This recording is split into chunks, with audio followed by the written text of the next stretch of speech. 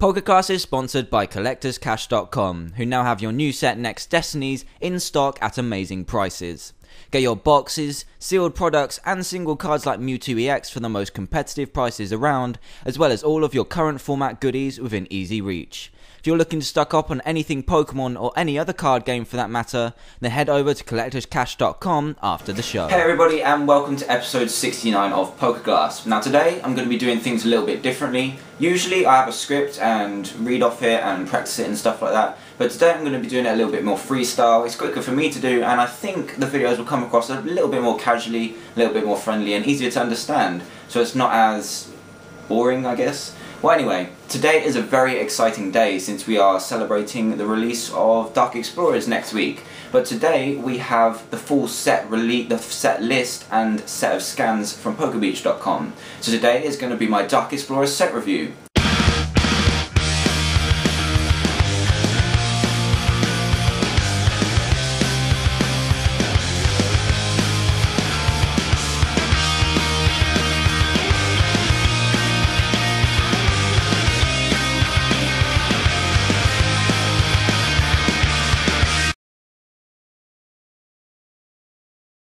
Now the set is set to be pretty good because it's going to shape our Nationals format, since that's the only real event that we've got coming up. Battle Roads, well, they are real events, but they're not amazingly competitive. People might try out some fun new ideas with the new cards in this set and stuff like that. But yeah, it's going to be a very interesting set indeed. It's going to set some new decks and vastly improve some other decks as well. So let's get started on this set review. So the first card I want to go over is Excelgor. He's the last grass Pokemon in the set. He sits at a very nice 90 HP, which means he can be searched out with Level Ball. His weakness to fire, which is pretty much irrelevant, and has free retreat, which is always going to be good. Now the attack you should be looking at is the one that costs double colorless and is called Deck and Cover. And what you get to do is paralyze and poison the opponent, and then shuffle Excelgor, the one below it, I think is Shelmet, but then the energy attached to it back into your deck. Now paralyzing is an incredibly good power, especially under Train Lock, which you should be running with this card. You can either run it with Gothitelle as kind of a hit and run kind of thing, or with Vileplume just to completely lock everyone. The only problem with Vileplume is that you'll probably have to run some Flora to search your Excelgor back out to evolve on Shelmet and carry on the lock for the next few turns. But with Gothitelle you can use Level Ball, which is a very good form of search for Excelgor at the moment. I haven't tested this much, but I would say the Vileplume version is a little bit better, but the only problem with this deck is searching out those double colourless again.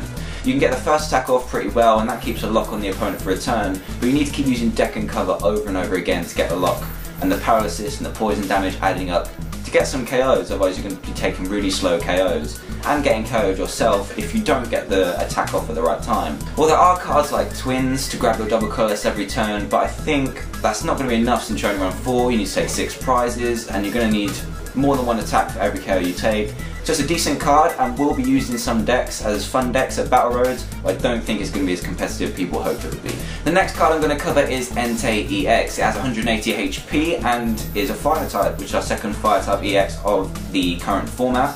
One that does 30 damage and then the Pokemon is burned, and the other does 90 damage, but you get to attach a fire energy from your discard pile to one of your Pokemon. Now what is good about this is the second attack, I feel. That seems to be the best attack since it has some energy acceleration built in. Now the attack cost is 2 fire and a colourless. If it was a fire and a double colourless it would be much better, but it's going to take 3 turns to power up, maybe less if you use something like Empoleon or Typhlosion or something like that, but then you're either having to set up a stage, stage 2 in both cases, but one has 4 retreat, one has power where you add damage to yourself, which isn't going to prolong Entei's survival in the current game. And 90 damage for 3 energy that you might not be able to set up in at least like 2 or 3 turns isn't actually that great. The acceleration is there, which is great for powering up 2-hit KOs and stuff like that, but with 3 retreat cost and very mediocre damage, I don't feel it's going to fit in very well. Maybe in the next format when we shift possibly to black and white on, but in this current format I think decks are just a bit too fast and can produce a better and higher damage output than Nth Aex can. So on to the next Pokemon. And the next card is our second fire type that I'm going to go over. I'm only briefly going to go over it since it's interesting but not quite playable. And it's Blaziken. Blaziken is first of all, it's good to see the old Pokemon coming back. I love seeing the old cards, well, the old Pokemon on the cards, and this one is pretty interesting. It's got 140 HP, it is a stage 2, but its second attack does do 130 damage for the same cost as Reshiram's Blue Flare. Now, a format ago, where it was just up to Noble Victories, this card would have been perfect in decks like Reshiram Typhlosion, just to get those KOs on the 130 HP Pokemon and the barrier that we were trying to break. But now we've got EXs, they hit for 150 and possibly more with plus powers and stuff like that. I don't think Blaziken is going to come in handy. It's a stage 2, we'll possibly need a stage 2 to help it out, and just can't keep the energy coming quick enough without a stage 2 in support. So 2 stage 2s in this format really isn't that great, so I'm just going to put it, it's going to be in the binder for a bit. It might be running some Battle Roads decks, but we just don't know yet. Up next is Heatmore, which has gained quite a following since we had the Japanese scans all the way back in whenever it was, but now it's in the English version and being released in just a week, and it's gained the following simply because it trolls one of the most popular decks at the moment, and that's Duran. If you look at Heatmore's first attack, Hot Lick, it costs just 1 colourless energy and only does 10 damage. But if you look at the small print, if the opposing Pokemon is a Durant, this attack does 50 more damage. Pair that with Durant's double fire weakness and you get a 60 damage attack times 2, which is 120 on every single Durant. Now, no amount of special metal or Eviolite can save it from this, which is why Heatmore is gaining such a following. Decks that can already deal with Durant, like Zekrom Electric and stuff like that, probably won't need it, but other decks, more roguish decks, need more setup and need to go through their deck to get set up, can just tech this guy in and take Durant out. Now, when this was first released, it gained attention and I didn't actually think it would have that much of an impact, but since it has a 1 colorless retreat cost, it means it can be retreated easily, it can't be captured up and nothing like that in any other matchup. But in specifically the Durant matchup, it's 1 colourless energy, it's not even a fire energy, so no crushing hammers or anything is going to interfere with that. It's got 90 HP as well, so no Rotom tricks, no Plasma Arrow, you don't need to pile energy onto it because crushing hammer really doesn't matter. So this is going to be a real problem for one of our tier 1 decks at the moment. Could we see Durant dropping down the tiers? I possibly think so. So next up is Empoleon. It's a stage 2 water Pokemon. It does have double lightning weakness, but it's a very interesting card indeed.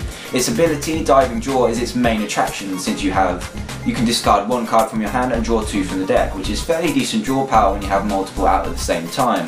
Its attack isn't too bad either. It's exactly the same as Jump plus Mass Attack, but it only costs a water energy to power up. Now this is actually a pretty decent attack, and it has everything that Jumpluff really wanted in this format. Jumpluff still has a good attack, it's fairly fast, can work under Trainer Lock, but it just doesn't have the draw power that it had back when it was tier 1 in the Majestic Dawn Om days. Claydol was around then, it had fantastic draw power, but now it just hasn't got anything to support it. So could Empoleon be the new Jumpluff? I'm not quite sure because it has a double lightning weakness and it's a stage 2, so it could have trouble with CMT being too fast, and Zekrom Electric just one-shotting it in every possible situation. But don't ignore this because it does have a decent attack, it does have a decent ability, and we could see some few rogues popping up Battle Roads, so watch out for this one. And next up is another EX, and this is probably one of the biggest of the set, Raikou Eex. This is one of the most hyped EXs from the set, bar Darkrai. But this guy is going to make Zekrom Electric mirror matches and other matches like Trainer Lock, if it's still around, even better. Has 170 HP, has a low retreat cost, but its attack Volt Bolt is what this is all about. For 2 lightning and a colourless, you do 100 damage to any Pokemon.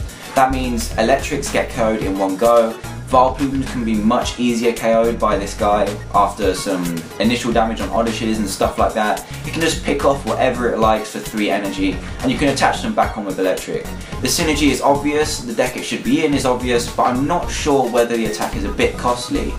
In the mirror match, it will be insanely good, but in any other match, it does take the 2 prizes. It's another double fighting weak Pokemon that Terrakion can take 2 prizes on for anything that techs that, and for the Terrakion matchup in general. Gradon X, as I'll explain in a second, is going to make Terrakion a little bit more popular with a little bit more variation. So this could be the Achilles heel of the deck when it gets to a competitive format, but you can't deny that this is a really good card. It's possibly the 2nd most hyped card in this set altogether. It's got great attacks. The first one isn't too bad in a strange situation either for paralysis, but Voltball, 100 to anything is just too good to pass up. Prepare to see this all around in any electric decks. The next card is a little bit of a strange one to choose in a set review, but it will have an impact on the format, and it is Taina Mode. Now, as you know, there's a fair few Taina Modes around out there, and people are up in arms about which one you should choose. There's 130 HP with 3 retreat, and the second one is 40 HP, but it has a retreat cost, but it has a fairly decent attack. And I think this new one will possibly replace both of them.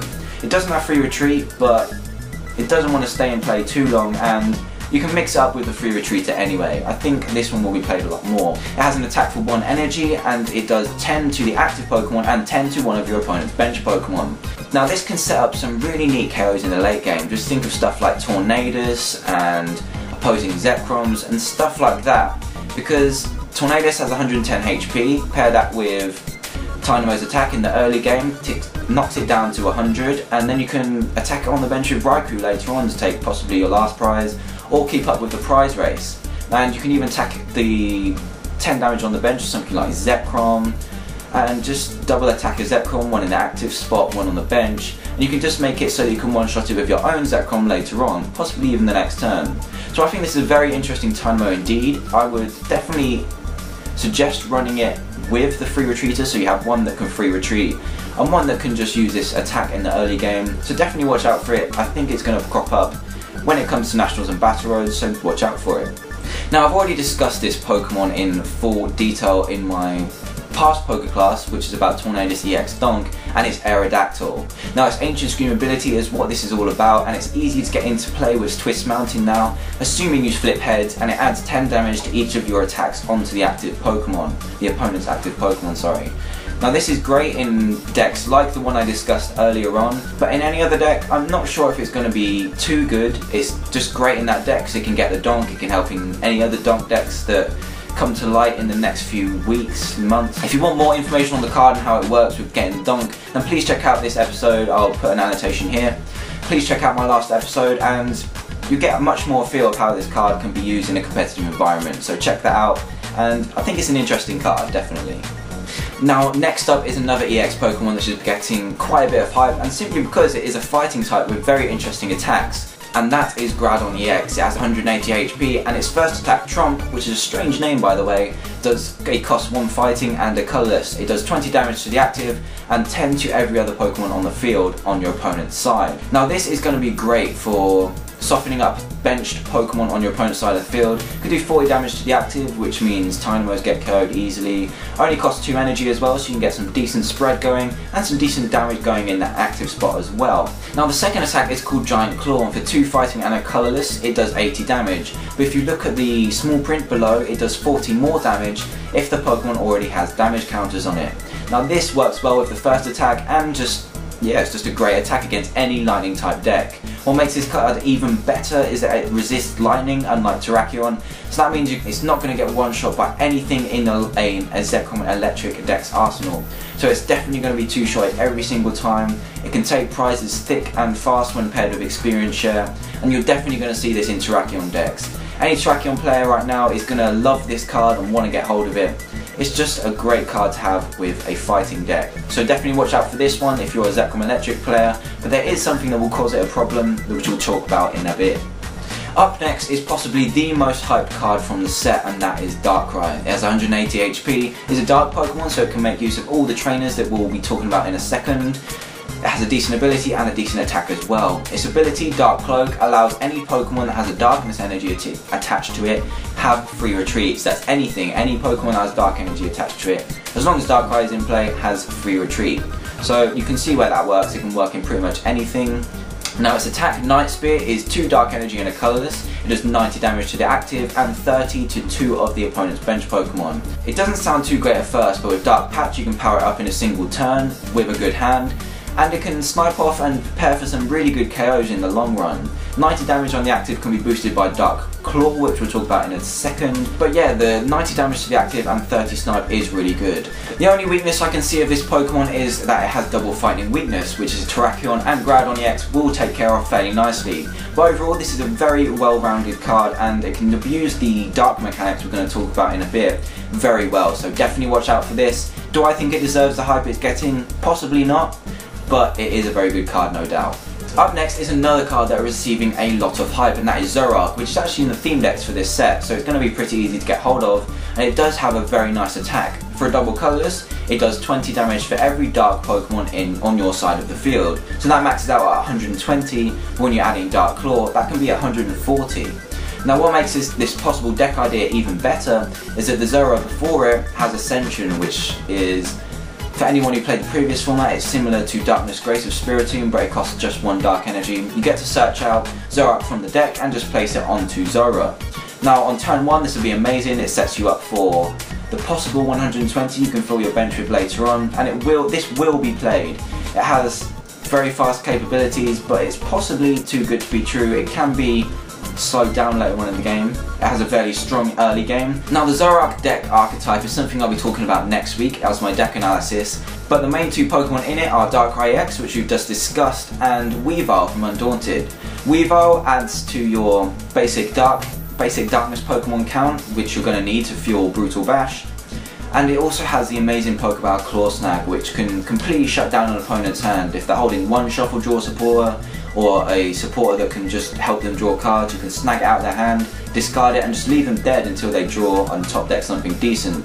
Now, from my testing, Weavile can win games, but this deck can burn out quite easily. It has a very strong early game thanks to Zoroark's Ascension, but it can burn out later on when the other deck gets stabilised and stabilises out of a Claw Snag. So definitely watch out for this deck. I'll talk about it next week in my PokeClass, so make sure you stay tuned for that. Up next is a Pokemon I have already discussed heavily again, and it was in the same episode as Aerodactyl was, and that is Nth Aex. This is probably one of the best EXs in the set, in my opinion, because it's so versatile, and it gives Zekrom Eels that all-round counter to fighting that it really needs. Now it's awful in the mirror, so you just have to pray that you don't start with it, but this thing with an Eviolite and that -20 fighting resistance really does give fighting decks that trouble that they really need. Now the regular Tornadus has become a standard issue in Zekrom Eels now, just to sponge some damage and buy some time against fighting decks, but this guy is possibly an all-out counter to it. Has 170 HP, effectively 190 when it's paired with Eviolite, and just softens those blows so incredibly well against fighting types. The second attack for 3 energy does 100 to any fighting type, which can pair well with the early pressure of Thundurus and possibly even Zekrom Outrages and stuff like that, and it's just going to be able to just blow through, excuse the pun, any fighting type deck that Zekrom Eels comes up against. Don't get me wrong, this is counterable, it is workaroundable with like Catcher, and it will get KO'd eventually, but it just gives those fighting decks a hard time. Has completely colourless cost, which fits in with Eels straight up, like perfectly, and it will be set up in 1 turn. It has Eviolite. It's just a really good card all round. Other than that, it will be used in the Dark deck possibly as a counter to fighting that it comes across. It's not a Dark type, so it will limit your damage output from Zoroark, but it just have that great coverage against fighting types you're definitely going to need. If you want to learn more about this card and a deck that it can be used in as a main attacker, then click the annotation here. It will link you to the video, the same video that Aerodactyl was in, and it's a donk deck, so if that's your style, or you're very new to the game and want to learn a quick deck that you can play for Nationals or Battle Roads, then click here and it will be a perfect deck for you. So now we move swiftly on to our trainers and supporters of the set, which we get a decent amount of this time. Fair enough, 3 of them are reprints, but you've got to be honest, these 3 reprints are amazing. Professor Juniper, Sharon and N are all going to be great cards in the new format, and they're already great cards now, and the artwork is truly good for them. And next up are the 2 tools that we are getting for Darkness type Pokemon. The first one is Dark Claw, which attaches to your active Pokemon, and you get +20 attack for each attack that one carries out on the active Pokemon.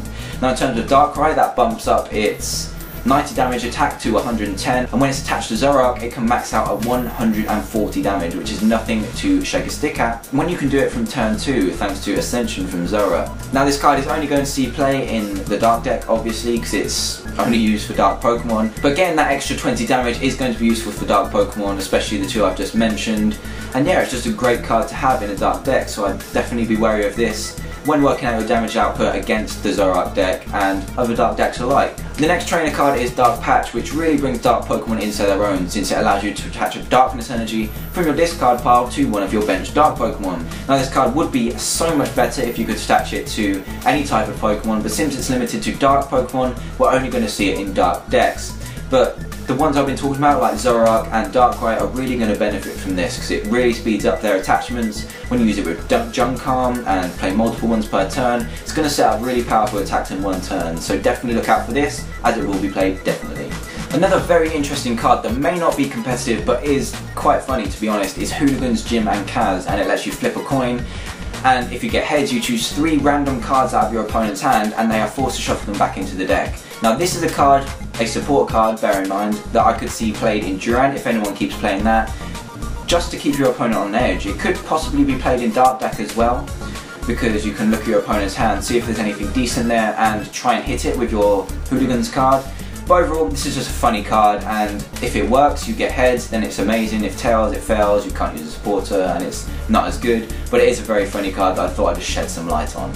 And up next is our possible replacement for PokeGear and its random receiver. What it lets you do is reveal cards from the top of your deck until you hit a supporter. When you see that supporter, you reveal it to your opponent and put it into your hand. Now that is amazing in decks that run heavy counts of Dual Ball over Collector. In decks that do run Collector, I do prefer PokeGear so that you have the choice because you're going to hit a supporter more often, if you know what I mean. It's going to fail less often. But Random Receiver is just going to net you a draw supporter every time if you don't play Pokemon Collector. So it's hands down much better if you don't play Collector, and it's just a really powerful card. It saves you out of games, it can be used with Junkam, and it's just going to save you from those bad hands that you just don't need. So overall, a great consistency booster and definitely going to be seen in many decks. Another card is Rare Candy, which I'm sure you're familiar with. It's been in the format for forever, and it's just nice to see a reprint of it. It's got the right text on it, and yeah, it just looks great compared to the Rare Candy that we do have now, in my opinion. But yeah, it means Rare Candy is going to stay around, and Stage 2s are still going to remain slightly playable in the future, so it's just nice to see that in there. Twist Mountain is the stadium that I was talking about earlier with Aerodactyl, and it's just going to make fossils and, revived Pokemon even more playable. Stuff like Archeops could possibly be played in a rogue deck, but not that many stuff needs evolving anymore. But with Aerodactyl, it is a pretty neat combo to have. As I said earlier, if you rewind back to Nth Aex and Aerodactyl, you can see a deck where it's used as predominantly to help out the main attacker, and really gets an engine going between Tornadus, EX, Aerodactyl and this card. So it's going to be a really cool engine, and possibly one we're going to see at Battle Road, so definitely check it out. And the final card in this video is Ultra Ball, one of the most powerful ball cards in the set. Now we have a fair few ball cards already. We have Dual Ball and Level Ball, which are our highly competitive cards, and other ones like Great Ball and Pokeball, which could be used but aren't because the other two are more consistent. Now this card is going to be played a lot simply because of its versatility. It does have an expensive cost since you do have to discard 2 cards from your hand in order to search for any Pokemon from your deck, but being able to search for any Pokemon just makes it really versatile. In terms of decks like Zekrom Electric and CMT, I would expect to see possibly just a single copy in each deck, since it will help you in those very rare situations when you just don't have the Level Ball, or you just want to search out something that doesn't require flips or doesn't require a low HP to get. So it's going to be a very versatile card. Won't be able to use it with Junkam too often because you need to discard 4 cards just to search out one Pokemon. But in certain situations, it's just going to be great to have. It might help out Stage 2 decks a bit more often because you won't have to use Pokemon Communication to get your Pokemon that you need. And it's just an all-round generally good search card that we do need in this format. So it's great to see, and we will see it in a lot of tournament-ready deck lists. Now onto my honourable mention of the set, which is the Golden Catcher. It looks incredibly cool and is going to be incredibly rare, so it's going to go for a fair price indeed. For those of you that love reverse holo decks and shining Pokemon that you've used in decks already, this is going to be one for you, but it's going to make your deck incredibly expensive and it's just going to be an incredibly cool card to put in your deck if you do manage to pull one and or want to buy one. So that is it for my Dark Explorers set analysis. I'm really excited about the set. I'm getting my box on the 9th of May when it's released. And to any of you that are going to pre-releases, I wish you luck in your pulls, and yeah, this is set to be an incredibly good format for Nationals. It's getting much more diverse. A lot more ideas have been added to the table, and decks have been severely changed actually. The engines where you search out Pokemon are going to be much different, and yeah, it's just going to be a really great format for Nationals. I'm really looking forward to it. If you do like these style of videos on a side note rather than my scripted videos, then please leave a like, and if you just like the video anyway, then please leave a like. So thanks for watching, and I'll see you next week.